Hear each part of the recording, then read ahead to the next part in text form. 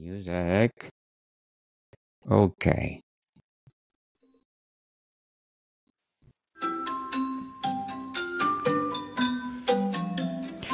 I am Daniel Likis, and welcome to Book 101 Review. Book 101 is all about the books that I read for the last 40 years. And today, I have my featured author of the month of September. He is award-winning and best-selling author too, no other than Mr. Joe Clifford. Hey, how are you doing, Daniel? Good, and excellent, Mr. Joe. As usual, can you please introduce yourself? Sure. My name is Joe Clifford. I'm an author, musician.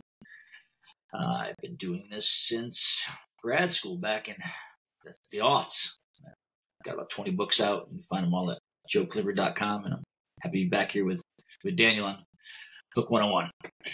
Yes. Mr. Joe is my avid guest on Book One. I think it's my residence guest on Book 101 Review. So today we're gonna talk about Say My Name, Say My Name. Yes. Okay. Popularized by who? Probably popularized more by me. So, Mr. Joe, can you give our listeners a brief overview of your book, Say My Name? Yeah, Say My Name was the start of a new series or a direction I'm going in. It's probably the least commercially viable path I could have chosen. I've been writing these crime thrillers now for over a decade, and I wanted to do something a little different. I'm more interested in the symbiotic relationship between art and life, and the way one can manifest on the other, and not necessarily in the order you think it would go. So, Say My Name's the premise is simple. It's a midlist 50-something-year-old writer going back to his hometown in Connecticut. I am also a midlist 50-year-old divorced writer going back to his hometown in Connecticut, although not until my kids go to college. So this all set in motion a series of events, personally, professionally. But I've found it impossible to extrapolate the real from the fake. The longer I go at this, being the writer, I make up the worlds and I decide what happens and the consequences for actions. And strangely enough, so much of that it seeps over into your real life. It's hard to tell which started first, the chicken or the egg. In this book, the writer, unnamed writer, we call him Buddy. He goes back and he finds a case. It reminds him of why he got into writing crime. Crime involves the disappearance of two girls, twins from his hometown, 40 years ago. And as he begins investigating that, thinking he's going to write a true crime book on it, some other things start to happen that make him wonder if everything isn't what it wasn't or what it seems. So I got Luna, see over here on my feet, little kitty. So yeah, that's the idea of it. And I thought of it sort of like a, Chandler by way of the Twilight Zone. I guess is the simplest way to put it, although I'm not sure. Right, like Chandler, I probably, I've heard a lot of things, not Chandler. Actually, JTLS said I write like Chandler. So I don't know, maybe I do write like Chandler. Nobody writes like Chandler. He's the best. Chandler's the best. Nobody's going to write like the guy again. But that's what you try to do. Yes, the best. And thank you for sharing your Say My Name, Mr. Joe. So what was the writing process like, this book, Say My Name? Well, I was, again, sort of foretelling where I was going in my life. I think we know things that are happening before they happen. Not that we're, sixth sense, some kind of weird. Sixth sense, but not some kind of weird magic. I think we have, that ability to tell. I also think there's something weird about this world. I'll go on record saying I don't quite think what you see is what you get. I'm not going as far as to say we're living in a computer simulation or something weird like that. But there's enough strange things that have happened to me in my life that make me not ready to discount the possibility of God. I'm not ready to discount the possibility of a completely random series of events. But I have to believe there's some kind of design behind it far down the line, whether it's organic or celestial. and obviously there's more evidence for the organic. Yeah. I forget the question now, Daniel. I need more coffee. Yes, we need coffee in the morning. So how did you come up with your title of Say My Name, My Say brother My was a Name? huge fan of Breaking Bad, and there's an episode in which Walt White, the meth, the teacher turned meth kingpin, utters the phrase. But it's certainly common enough to say my name, and if you read the book, you'll see why it's germane to this one. It also kicks off the series, like I said. And the next one, I won't say a word, came out last week, and the Mandela Effect come out next year. And all these books examine the close relationship the creator has with the creation, and how after a while you can't separate that from fiction. So did you draw any personal experiences when crafting Say My Name? Say My Name and I Won't Say a Word and Mandela Effect, they're all written first person, and they're written with my voice. My voice that I use in Junkie Love, the voice I use in any true nonfiction. I found that allowed me to get past some of the stiffness of trudging along in an early draft, where you can't quite find your footing with your own voice. It's you writing, it's you talking. It's easier to get moving. It's also, I think, there's an immediacy with the reader that you don't get maybe with like third person, even third person close. So yeah, the process was to just begin writing a story about me, and it was very easy to do that with imagining where my life was going, because divorced twice, I'm divorced 3 times. Going back home to teach because the books haven't been selling. I had an opportunity to go back to Central Connecticut State University. I didn't have an opportunity. I was hoping for an opportunity to go back and teach there. So I just imagine this whole scenario where I do get that chance, and then let my wacky imagination take it from there. So what do you hope readers will take away from Say My Name? About 304 pages and leave behind about $20. It's a fun book. I mean, I think it's fun. I'm not for everybody, and this book will probably separate that customer base better than any other one. This book's probably gotten the most divisive ratings, on the sites like the hell are the sites, Goodreads and Amazon and stuff. But people who like it seem to really like it. So, I'm doing exactly what you're probably not supposed to do with establishing a brand or making a name for yourself. So I'm sort of whittling away the superfluous and the outer edges, and just sticking to the hardcore readers. So if you like me, you'll really like this. And if you don't like me, you really won't like this. Yes. So can you share a memorable moment from your writing Say My Name? Yes, I went back to Connecticut, and I'm going back there next week to promote. I won't say a word. I'll be reading at my old middle school, and we'll do some stuff for the kids at Berlin High. And yeah, how do I answer that? Rephrase that for me, Daniel. I'm looking at the calendar. Yes. So how can important the research of creating Say My Name? Research?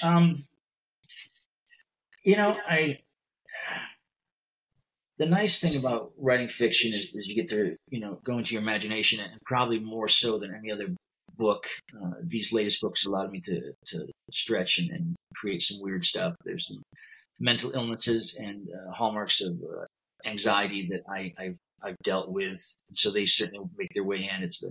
It's like looking behind the scenes of the Porter books. The author of this book is the author of the Porter books. Porter doesn't spell it explicitly, but you can tell that's what it is. So I take it from there. Yeah. So what message or lesson, if any, would like your book to impart to the readers? Lesson, it's going to remind me like high school themes, and like I just want someone to be entertained. If somebody wants to do a deep dive, there's a lot of stuff in there. It's layered, and there's a lot of pop cultural references, and it relies heavily on cinema and film, and Tarantino, the Scorsese, and that sort of bunch.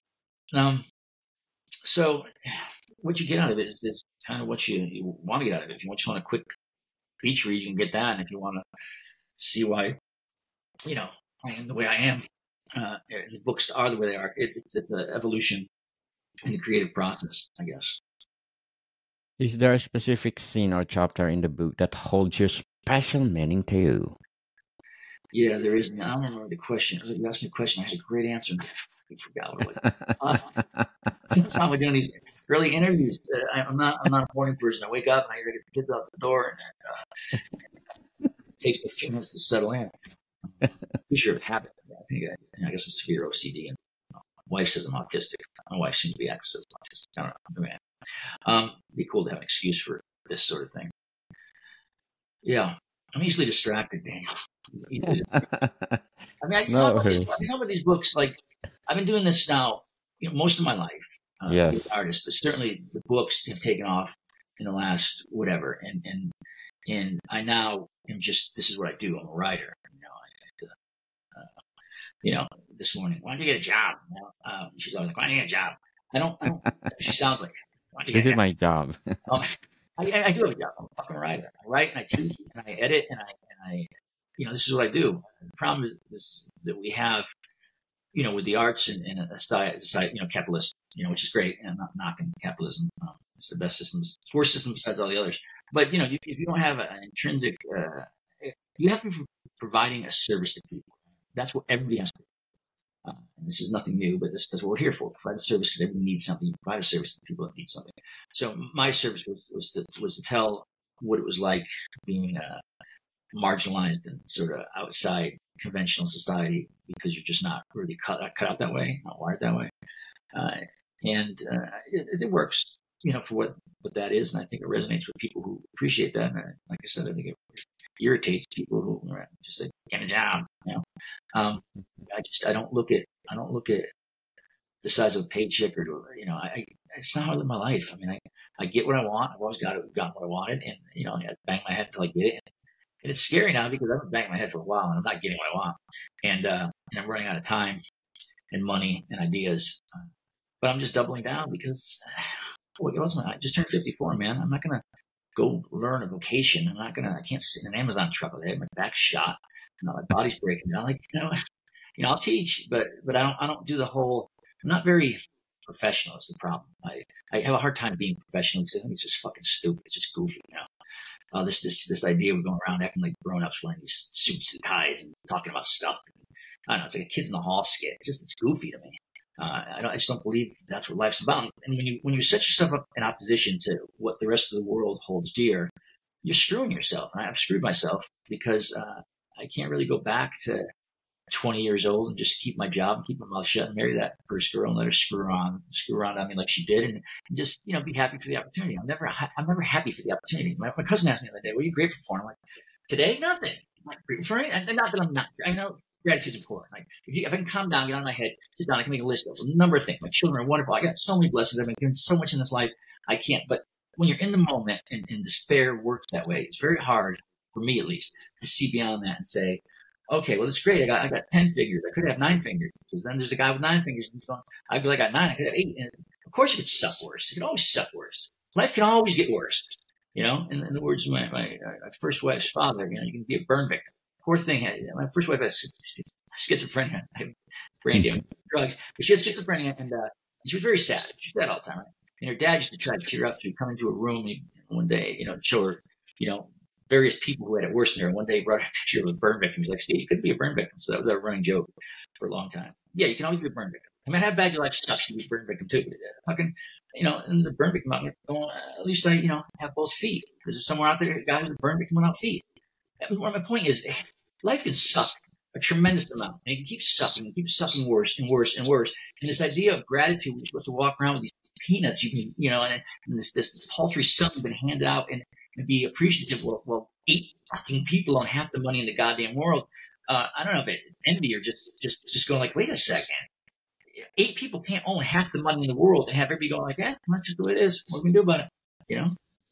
I don't know why we're not storming the streets. Where we're not, I don't get it. I don't. But if this long, I've done this for so long, and I've been in opposition again to the mores and folkways of polite society.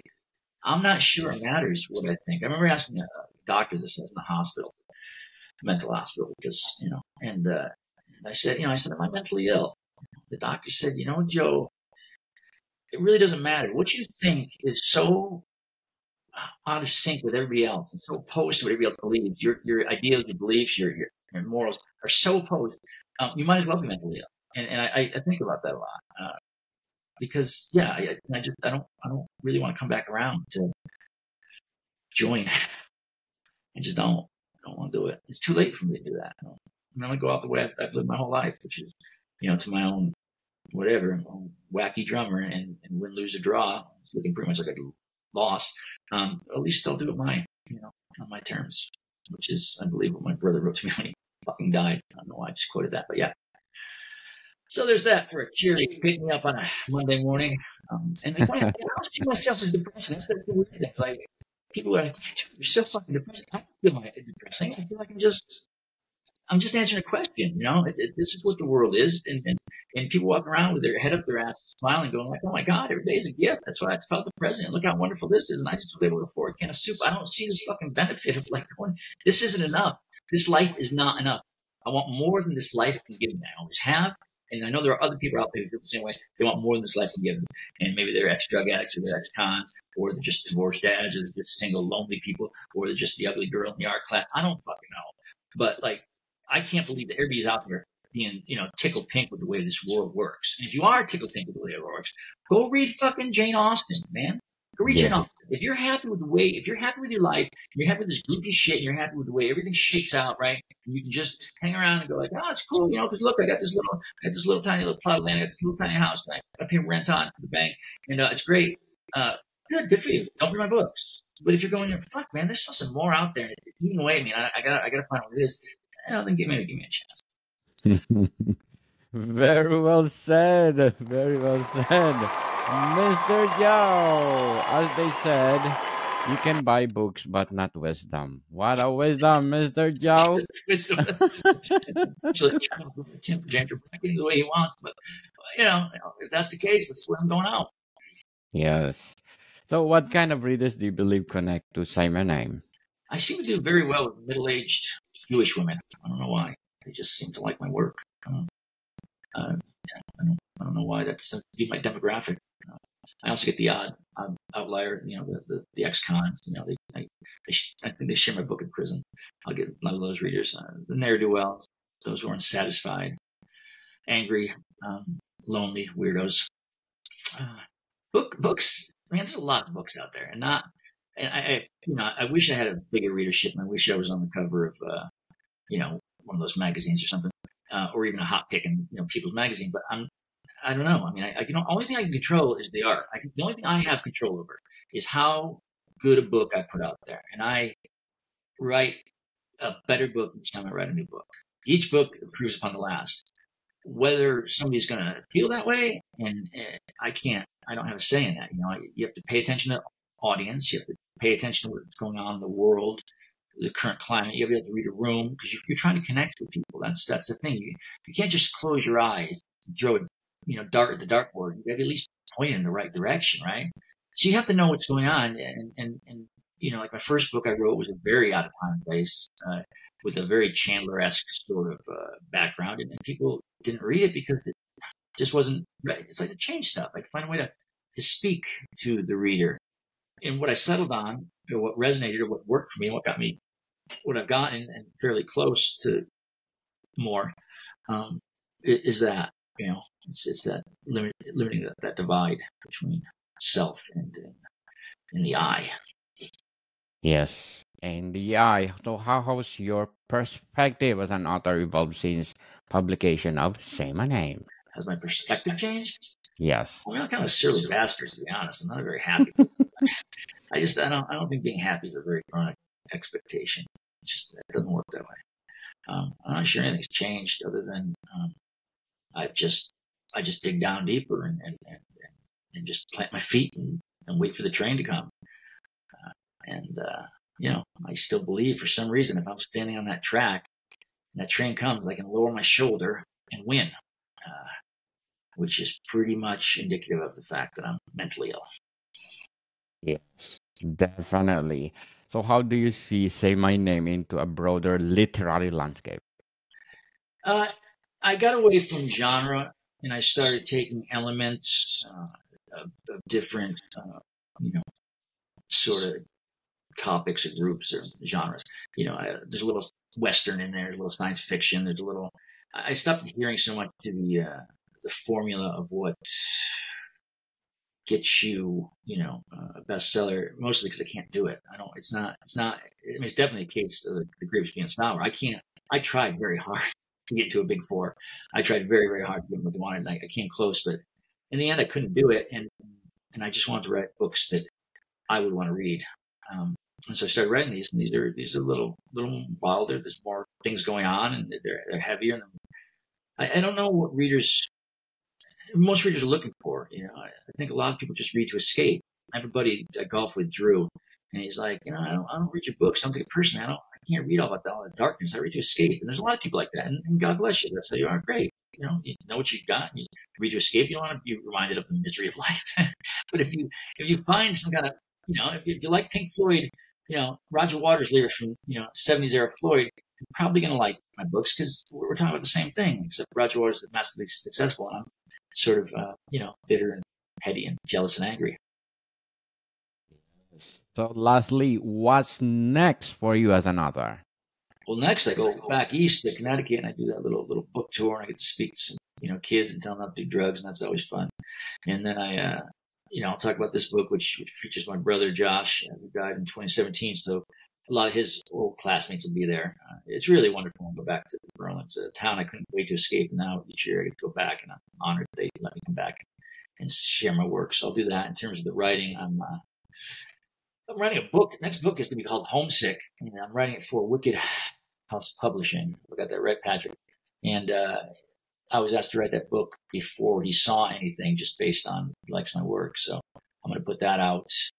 I've got about a quarter of it written. I mean, right now I got to find a new place to live. It's very. I don't do well with this displaced thing, as you can tell. little disheveled, little off sorts, little bouncing around.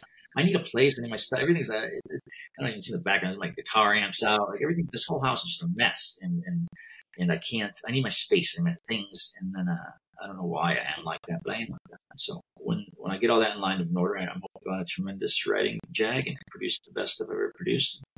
And hopefully I don't get hit by a bus.